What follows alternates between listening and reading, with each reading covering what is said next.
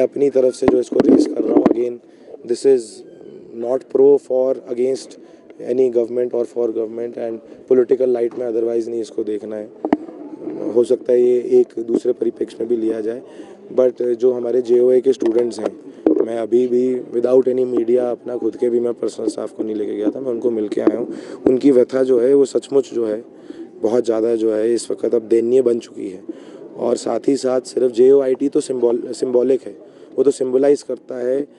अन्य और भी हमारे क्षेत्र के, हमारे प्रदेश के युवाओं की सेम स्ट्रगल। वहाँ पर मेरे को बताया जा रहा था कि ड्राइंग टीचर्स का भी ऐसे जो है रिज़ल्ट पेंडिंग है। तो जहाँ पर कोर्ट से क्लियरेंस है, एंड ऑफ कोर्स मैं मुख्यमंत्री जी का भी आभार व्यक्त करता हूँ कि इसका संज्ञान लेते हुए उन्होंने सब कमेटी भी जो है फॉर्म करी है एक हमारी कैबिनेट की, बट इसके ऊपर जो है तत्कालीन इमीडिएट एक्शन लेना बहुत ज़रूरी है। कोर्ट का डायरेक्टिव बहुत क्लियर है, डायरेक्टरेट ऑफ हायर एजुकेशन का जो लीगल ओपिनियन है बहुत क्लियर है। I think if I am not wrong there are 7 to 8 students जिनके ऊपर विजिलेंस की इंक्वायरी चल रही थी, तो उनको छोड़ते हुए बाकी का रिकमेंड हो चुका है कि उनका रिजल्ट जो है वो घोषित कर दिया जाए। आपको क्या लगता है कि जिस तरह से यहाँ पे सब कमेटियाँ बनाई गई है, क्या इनफ है? क्योंकि एक टाइम बाउंड होना चाहिए था, अभी जांच भी यहाँ पे चल रही थी, टाइम बाउंड सबसे जरूरी यहाँ पे। अब जो उसमें जो पॉलिटिकल एडमिनिस्ट्रेटिव या प्रशासनिक अगर कोई उसमें कंस्ट्रेन है तो मैं उसके ऊपर तो कमेंट नहीं करना चाहूँगा, क्योंकि देखिए बहुत ही लीगलाइज चीज़ है। अब ये कोर्ट के परव्यू से बाहर चली गई है, इसलिए एज पॉलिटिशियंस वी कैन जो है इसके ऊपर हम टिप्पणी कर सकते हैं। बट जैसे जो आपका प्रश्न है, अगर if there is no legal encumbrance, अगर कोई इसमें लीगल रोक टोक नहीं है तो उसको मद्देनजर रखते हुए there is no reason for delaying. और मैं तो इसको मीडिया के माध्यम से भी हो सकता है कि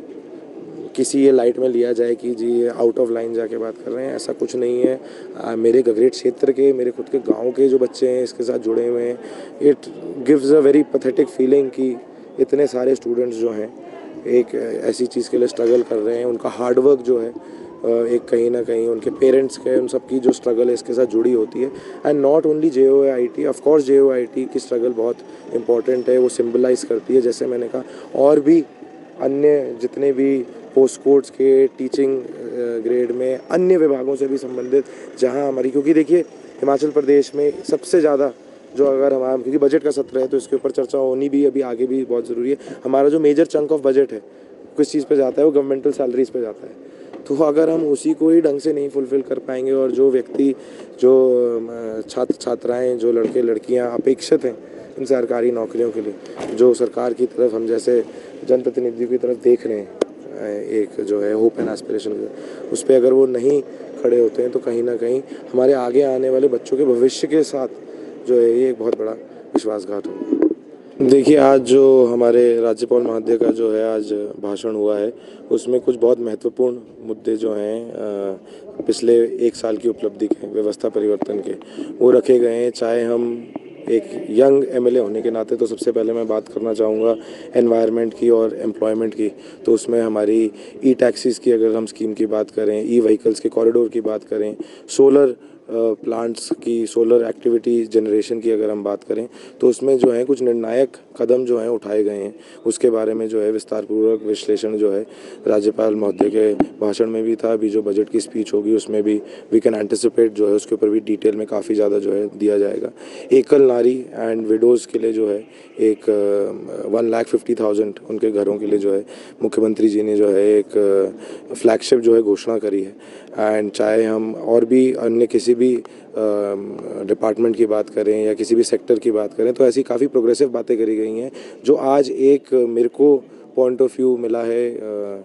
1 साल के बाद, हमें भी टाइम हो गया कार्यकाल में अपने, और as an MLA, first time MLA, जो एक फीलिंग है, मैंने CM साहब से भी ये बहुत बारी डिस्कस करी है कि इम्प्लीमेंटेशन ऑफ पॉलिसीज़ वो बहुत ज़्यादा महत्वपूर्ण है। देखिए 2024 का जो ये साल है, ये जनरल इलेक्शंस भी आ रहे हैं, तो चाहे हम सेंट्रल गवर्नमेंट की स्कीम्स की बात करें, चाहे हम स्टेट गवर्नमेंट की स्कीम की बात करें, प्योरली अगर एक जनप्रतिनिधि होने के नाते अगर मैं बात रखूं, एंड सिर्फ हम पार्टी के परिप्रेक्ष्य में बात नहीं करें, जैसे अगर हम स्पेसिफिक एग्जांपल के साथ बात करें ई-टैक्सीज़ की स्कीम की, उसमें लगभग 1,200 यूथ ने जो है आवेदन उसमें कराए। ये 2 पार्ट्स में हुआ था, पहले 600 यूथ ने जो है इसमें आवेदन करा था, फिर उसके बाद जो है नंबर डबल हो गया था। अब ये डबल क्यों हुआ, क्योंकि हमने इसका थोड़ा वाइड साइड पब्लिसिटी करी, फिर भी मेरे को लगता है कि जिस लेवल पे इसको इम्प्लीमेंट करा जा सकता था वो नहीं करा गया। चाहे मैं ये क्रिटिसिज्म सिर्फ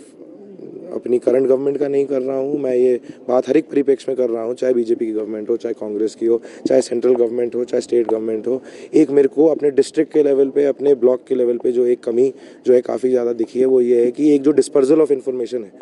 एक जिसको हम राजनीतिक अपने भाषणों में भी बोलते हैं कि अंतिम छोर के अंतिम पायदान का जो एक आखिरी व्यक्ति होता है उस तक जो है ये जन जन वाली जो स्कीम्स होनी है जानी चाहिए, तो उसके ऊपर वर्किंग जो है बहुत ज़्यादा ज़रूरी है। आप सभी जानते हैं कि आपदा का जो दौर बीता था वो बहुत ही एक कष्टदायक दौर था हमारे प्रदेश के लिए। 12,000 करोड़ का जो अनुमानित नुकसान जो है हमारे प्रदेश को जो है उसके अभूतपूर्व ढांचों को भी हुआ, जनमानस का भी जो उसमें लॉस हुआ और भी जो लाइफ स्टॉक का भी काफ़ी लॉस हुआ। तो इस परिप्रेक्ष्य में जो है हमें धरातल पे काम तो जो है सरकार ने कराया, माननीय मुख्यमंत्री जी ने फ्रंट से लीड कराए, बट वैसे ही इन लाइन विद दैट शासन और प्रशासन का तालमेल और ये जो ग्राउंड इम्प्लीमेंटेशन ऑफ स्कीम्स है वो मेरे को लगता है कि उनके ऊपर फोकस करना जो है बहुत ज़्यादा ज़रूरी है। दूसरा आप bureau report, city channel, Shimla.